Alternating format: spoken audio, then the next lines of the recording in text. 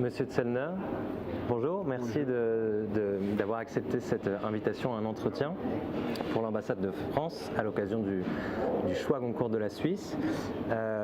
Est-ce que tout d'abord vous pourriez vous présenter brièvement? Je m'appelle donc Rita Zellner, je suis responsable de cette première édition du choix concours de la Suisse à Saint-Gall. À Saint-Gall, je suis chargé de cours et je donne donc des cours de langue pour nos étudiants, centrés sur l'économie surtout, donc des cours de C1, de B2, et en même temps je donne donc ces cours aussi de littérature à l'intérieur du programme appelé Skills pour les bachelors. Comment et pourquoi avez-vous décidé de rejoindre ce choix? Je rappelle au passage qu'il y a 8 universités et ou écoles partenaires du choix en Suisse. Saint-Gall n'en faisait pas partie jusqu'alors. Pourquoi avoir rejoint ce choix et pourquoi avoir entre guillemets attendu cette 9e édition 2023 pour rejoindre? L'idée est née par ma collègue Anna Elsner qui était présente à la cérémonie et là on avait dit voilà, Saint-Gall sera aussi un bon partenaire pour ce projet. Il est vrai que voilà, on a dû attendre, on a dit c'est pas vraiment, donc la situation quand même, je recommence par là, la situation quand même différente par rapport à d'autres universités où il y a des étudiants en lettres, comme à Zurich, comme à Lausanne, comme à Bâle aussi. On l'avait dit, notre profil est d'abord différent, donc c'est peut-être un choix plus osé, mais c'est un choix voilà, qui a tenu toutes ses promesses. Ce concours a reposé sur 3 piliers fondamentaux. D'abord, c'est l'analyse littéraire, on a dit narratologie et aussi schéma actantiel, d'autres approches forcément littéraires. Et puis le deuxième pilier, l'argumentation, les arguments, rhétorique. Et puis un troisième pilier qu'on avait quand même privilégié en certaines visions, c'est le pilier économique. Et là, maison d'édition, regard sur la concentration des maisons d'édition, quelles sont les maisons d'édition, quelles sont les grandes entreprises derrière, comment elles sont gérées, comment elles sont structurées aussi, capital social, etc. C'est quelque chose qu'on avait regardé. Et puis on a, vous l'avez dit, côté marketing, regarder par exemple des affiches, comment faire de la publicité, et ce qu'on appelle en économie la stratégie des 4 P, hein. Le prix, par exemple, on a regardé, c'est autour de 20 francs, qu'est-ce que cela représente, est-ce qu'il y a des éditions de luxe, on avait regardé la distribution, par exemple, où on peut acheter des livres, quels sont les canaux de distribution,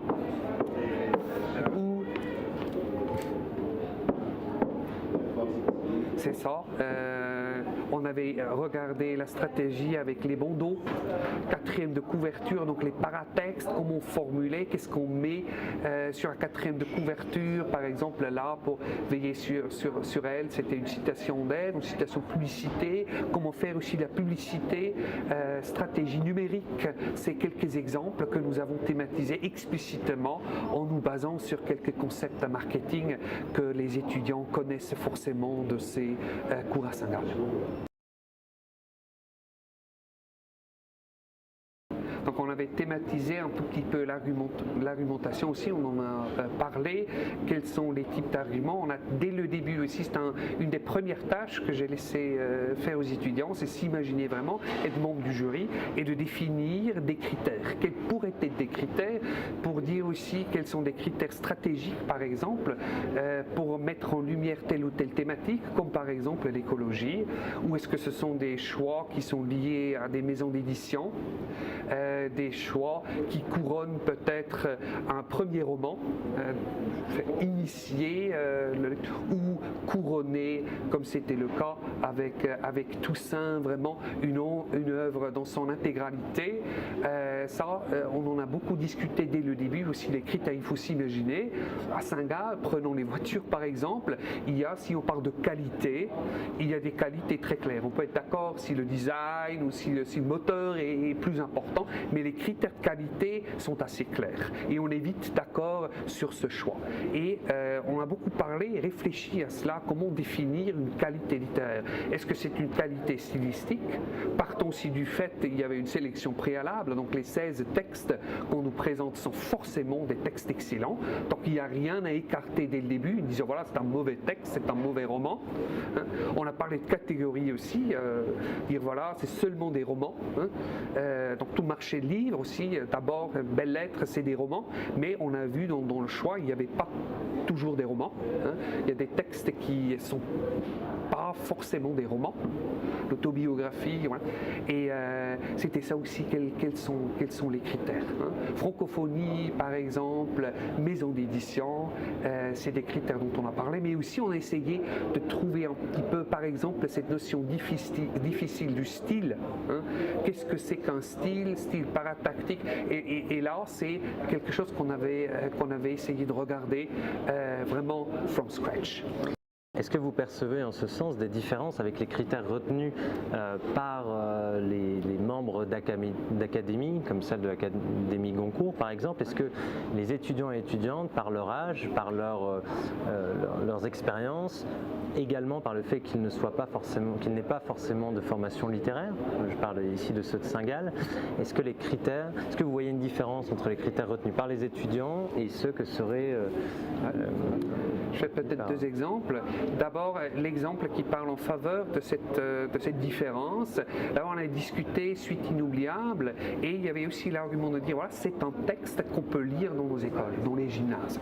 Et voilà, on veut présenter un texte qui soit abordable pour un grand nombre de lecteurs aussi à l'école, à l'âge de 15 ans, 16 ans, dans les gymnases, peut-être suisse alémanique aussi, faire ce transfert culturel, présenter un choix concours de la Suisse aussi à ces régions-là et favoriser un texte qui soit plus abordable, plus facile entre guillemets, mais aussi choix thématique qui offre un choix, une thématique qui soit carrément intéressante, captivante pour ce public.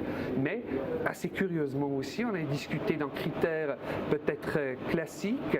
On avait regardé les derniers choix concours, les dernières années, 7, 8 concours. On dit, est-ce qu'on choisit un roman qui dédouble un choix d'il y a 2 ans, Ordre du jour par exemple? Est-ce qu'on choisit un texte historique sur la Deuxième Guerre mondiale, ou est-ce qu'on ne choisit pas parce qu'on l'avait déjà choisi il y a quelques années? Là, c'est un critère que je n'avais pas du tout octroyé, mais qui est venu de manière spontanée. Je dis, voilà, ça c'est un critère assez, bon pas général, mais assez clair. On peut dire, voilà, on veut présenter un choix peut-être différent à chaque fois, hein. Et deuxièmement, peut-être aussi le roman, discussion autour du roman. Est-ce qu'on choisit un roman classique, un pavé comme Veiller sur elle, ou est-ce qu'on choisit justement aussi pour un concours un texte qui ne ressemble pas 100% à un roman comme Neige Sino par exemple. Est-ce que vous pensez en cela également que les étudiants et étudiantes, par leur jeunesse, portent aussi une voix qui se rapproche davantage au thème d'actualité, à l'actualité en fait elle-même, à certains sujets, voilà, d'importance? Ouais. Et ce qui m'avait surpris aussi, donc il y avait parmi ce choix de textes très clairement qui mettent l'actualité au centre, Kevin Lambert et Gaspard Koenig. Kevin Lambert dont notre discussion a été assez vite écartée, hein. On avait apprécié le style, on l'avait beaucoup regardé aussi, cette scène sur la piscine où on se faufile des phrases très longues, artificiellement, mais c'est un texte qui a retenu peu l'attention et le goût et de l'autre côté Humus, hein, a retenu plus ce goût-là aussi avec l'actualité. Donc c'est difficile à dire si c'est vraiment l'actualité qui est le critère. On pourrait le penser, mais en me rendant compte de ce que nous avons fait côté discussion, c'était pas vraiment le critère. Un critère au début pour classifier, mais après c'était pas tellement un critère qui a retenu notre attention. Vous retirez de cette expérience, vous, en tant que professeur, en tant qu'enseignant, Est-ce que c'est un projet nouveau également à porter dans une université? Voilà, quelles sont vos impressions sur cette première édition? Pour moi, quelque chose qui me tient à cœur, c'est encourager à la lecture. Et on avait vraiment une table de livres et j'ai vu aussi cette passion de feuilleter les livres, de prendre les livres à la main. Il y avait ce goût visible de la littérature, du livre et ça m'a beaucoup plu, ça m'a impressionné aussi. Hein. J'avais ordonné cela sans avoir vraiment l'impression qu'on s'en approche, qu'on prend les livres, on aussi échangé des textes. Donc on avait 3 exemplaires et puis on a échangé des textes. Tu prends celui-là, ce goût aussi pour la lecture et qui, côté gymnase, est quelque chose de très important. Et je crois qu'à travers de tels projets, de choix, qu'on peut vraiment favoriser. J'étais très agréablement surpris de l'engagement. Il faut s'imaginer, c'est un cours en bloc de 4 heures, vendredi après-midi, 2h à 6h. Après une semaine dédiée à l'économie populaire, statistique, marketing, il y a encore ça. Il y avait une très grande présence, beaucoup d'engagement. On avait même créé un chat, donc des rendez-vous virtuels il y a une semaine pour préparer un peu les débats. Tout cela a très bien marché. J'étais moi-même très agréablement surpris. Je commence par les vertus d'un tel projet. C'est vraiment universel. Donc j'avais dit, il y a beaucoup d'étudiants aussi en relations internationales, le réseautage actif parmi d'autres universités, ambassades, est quelque chose qui est très intéressant. Et puis c'est un cours où on peut vraiment travailler sur beaucoup de compétences qui sont aussi des compétences analytiques au cœur de l'université de Saint-Gall. Par exemple la rhétorique, par exemple savoir argumenter, les types d'arguments qu'on retrouve dans la publicité, par exemple, des arguments centrés sur l'éthos, comme le Dr Best, les brosses à dents, comme L'Oréal, parce que vous le valez bien, il y a le pathos, comme les affiches pour parfum, par exemple. Donc il y a beaucoup de pans qui peuvent être établis et qui rendent ce cours très intéressant pour beaucoup de profils qu'on a, pour les profils économiques, mais aussi pour les profils de droit ou surtout de relations internationales. Toute la stratégie, c'est déjà le descriptif qu'on consulte et puis on fait les choix. Et ce descriptif, on l'avait à dessin ouvert côté langue. On voulait aussi ouvrir le cours à des étudiants qui sont B2, C1, en leur donnant peut-être l'option de faire quelque chose en allemand ou de ne pas trop restreindre le public dès le début à un public francophone. Il s'est avéré que maintenant on a 2 étudiants qui ne sont pas de langue maternelle française mais qui parlent très bien, dont 2 qui ont déjà commencé avec un bachelor en lettres françaises, mais le reste c'est un public, il y a un Parisien, il y a donc des étudiants qui viennent de la Suisse romande. Donc ça c'était aussi quelque chose qui m'ont dit, voilà, un choix, pouvoir parler dans leur langue maternelle, faire à Saint-Gall un cours en français sur des textes en français, c'était un atout. Sur la question des crédits, donc le format de Saint-Gall est un format différent de l'école polytechnique fédérale. C'est normalement l'université à laquelle on doit se comparer parce que c'est aussi un profil scientifique. Nous on a les deux, on n'a pas ce profil littéraire, mais nous offrons vraiment un cours qui accompagne ce choix, un cours qui donne 2 crédits et que j'organise en séance bloc, donc 5 séances bloc et puis la cérémonie et les délibérations. Comme ça, il y aura donc 2 crédits à gagner. Et il y a ce qui est particulier aussi, parce que si on donne des crédits, il faut toujours faire une tâche. Et cette tâche consiste à présenter un pitch sur un livre. Et ils peuvent travailler en binôme ou seul. Donc présenter vraiment un livre à travers des critères comme quels seraient des arguments pour ce livre, pour le choix, choisir 2 passages qui sont à analyser. Et là, on avait fait un peu de narratologie.